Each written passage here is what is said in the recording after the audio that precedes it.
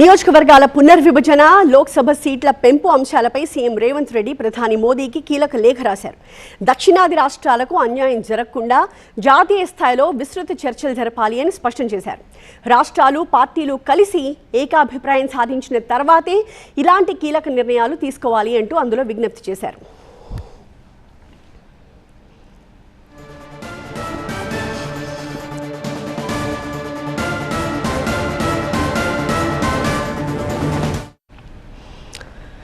సూటిగా సుత్తి లేకుండా కొన్ని కీలకమైన విషయాలను ప్రస్తావించారు సీఎం రేవంత్ రెడ్డి. అవి ఏంటి అని చూద్దాం. ఒకటి, మహిళా రిజర్వేషన్ బిల్కి కాంగ్రెస్ ప్రభుత్వం వ్యతిరేకమేం కాదు, కాంగ్రెస్ పార్టీ వ్యతిరేకమేం కాదు అన్నది ఫస్ట్ పాయింట్. నెంబర్ 2, నియోజకవర్గాల పునర్వ్యవస్థీకరణకి కూడా కాంగ్రెస్ వ్యతిరేకం కాదు, పునర్వ్యవస్థీకరణ చేయండి, ఇబ్బంది ఏం లేదు.